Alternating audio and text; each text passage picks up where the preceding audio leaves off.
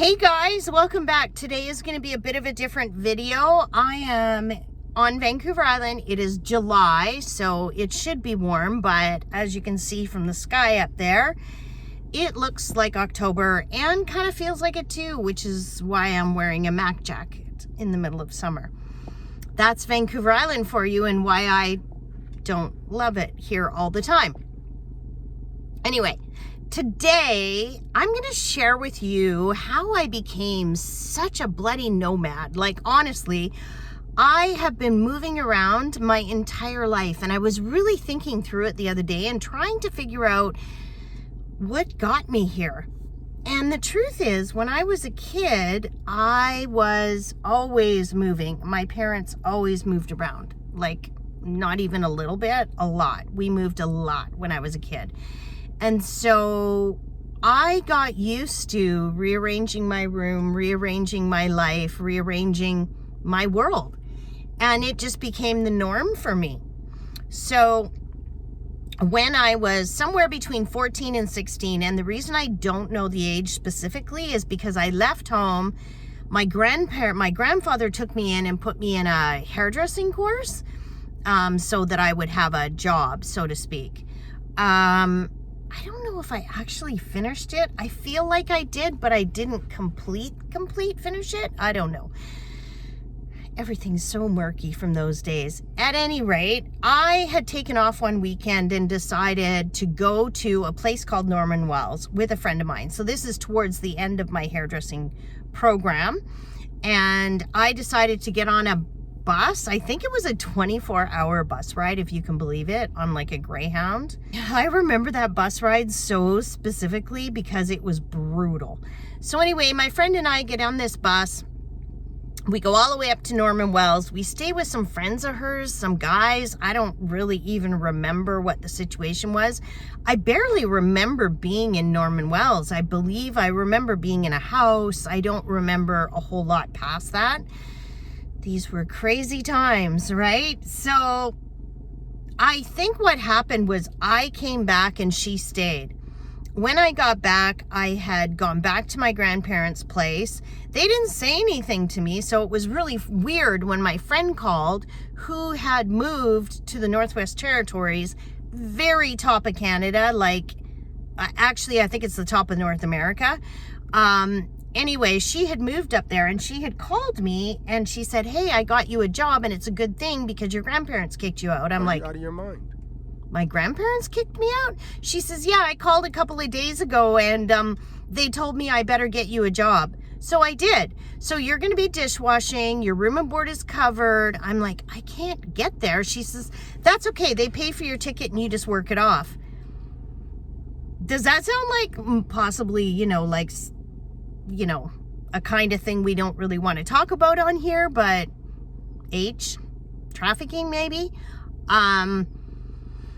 That's exactly what it sounds like to me as I'm saying it back to you. But at the time, it didn't seem like a big deal, and she was already there, so I was kind of like, oh, all right. So I did, and I remember my dad gave me $100 bill. I don't know where he got it from. My dad never had money. But I guess he would have known that I didn't have any money and that I was getting on a plane and going a million miles away. So he gave it to me. And I never forgot that because my dad was not a very nice human. But for whatever reason, he found this $100, got it from wherever and gave it to me. So I got on a plane and it must have been a fairly long plane ride, although I don't remember that. The only part of that plane ride I do remember, I remember going from my last stop, whatever that was, I don't know where I flew out of, to get to Inuvik, which is another short plane ride from the edge of the Beaufort Sea. So look it up on a map. It's insane how far north it is. So I remember being on this little tiny plane. It was so loud, and I'd hardly been on I'd been on one or two planes my whole life at this point. And we flew into Inuvik. It was nighttime. I was wearing a tiny little ski jacket that was good for, maybe freezing, not much more. And I got off this plane, and I remember because I was wearing skinny jeans and I had yellow sneakers on and a yellow tiny ski jacket. And the ski jacket was so thin. I can't even tell you. I don't know how I had no gloves, no hat, no nothing. I had no idea where I was going or what I was doing. But I think it was, I don't know if it was just the end of summer or just before summer, because they have 24-hour daylight up there. I mean, this is years ago. At any rate, I got off the plane, someone picked me up, took me to housing, I stayed with my friend, we lived in a hotel, in the hotel that we worked in, and I washed dishes. I did not love washing dishes, although I did it, and we did all kinds of things and got into all kinds of trouble. I learned about utilidors, when all the plumbing and electrical is above ground in these boxed up containers.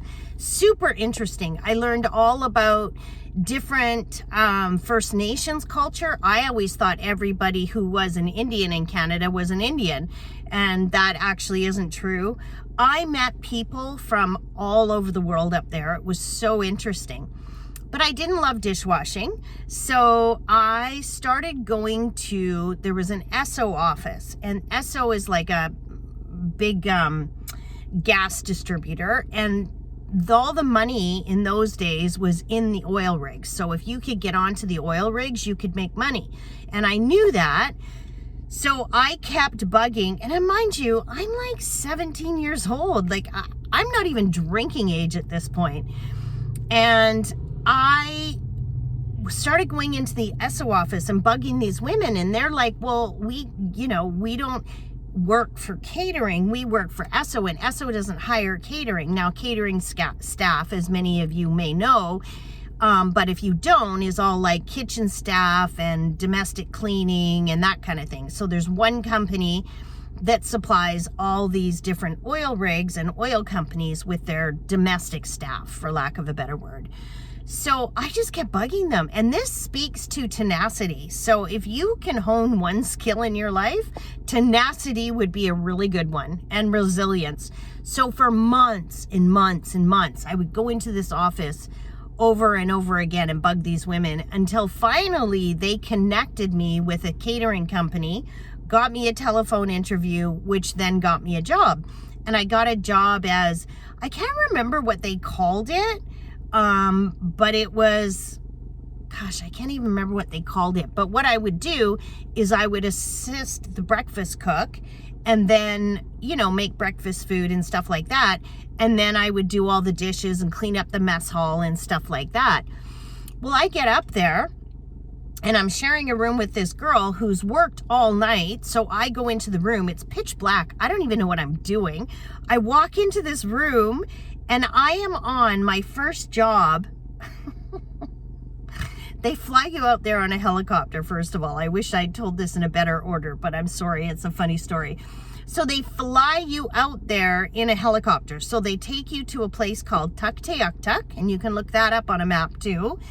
And then from Tuktoyaktuk, you get on a helicopter, and they helicopter you out. So then they take you out on these helicopters.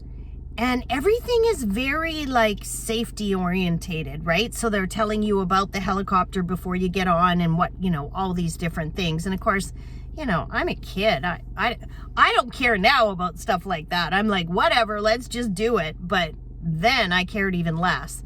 Anyways, I get on this helicopter, they drop me off. Someone comes from the camp with a skidoo, and they pick you up with a skidoo and they take you into the camp, which is all fenced. And they're really, camp is loose. They're really just a bunch of ATCO trailers stuck together.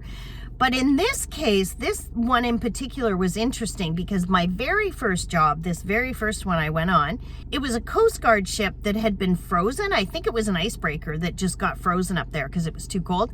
But it was frozen on a bit of a slant, so the whole ship was like this, right? So you were kind of walking around like this all the time, a little bit bent over, and all our beds were like that and everything. It was crazy. But anyway, so I get on this ship, they tell me what room to go to. I go, in those days, there wasn't like huge orientation. You had to do safety stuff, but not like I imagine it would be now.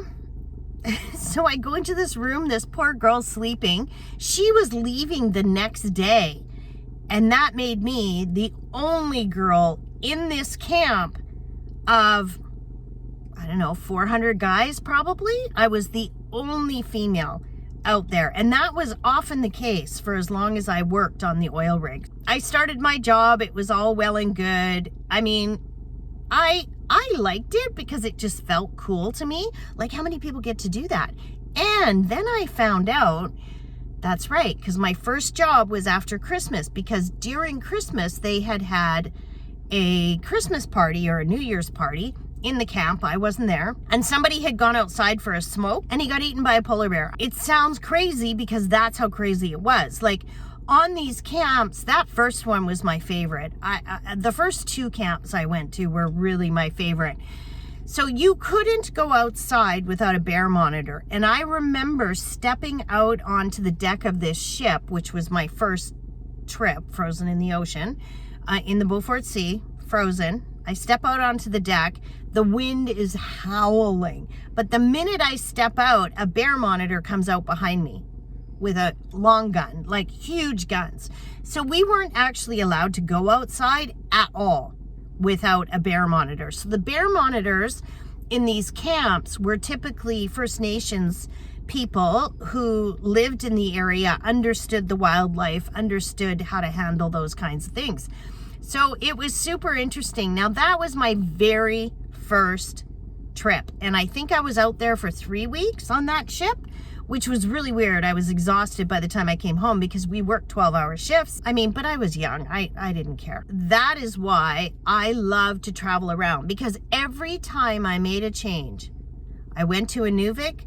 That was super cool. I learned so much about living in the north and, you know, everybody's houses being above ground. Like, nothing sits on the ground because of permafrost.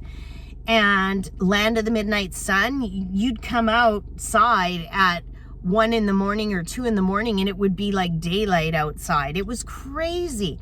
And I learned a lot about the First Nations cultures and how to tell the different tribes apart, because it's like the difference between, I guess, a Japanese Asian and a Chinese Asian.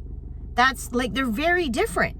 And I didn't realize that before I went up there about the First Nations cultures, that they were different. I thought everybody was Eskimo. That was super interesting for me, that first trip. And I really think that that got me hooked on traveling. And it's also why I still travel. So anyhow, I hope you enjoyed this story of how I became a nomad.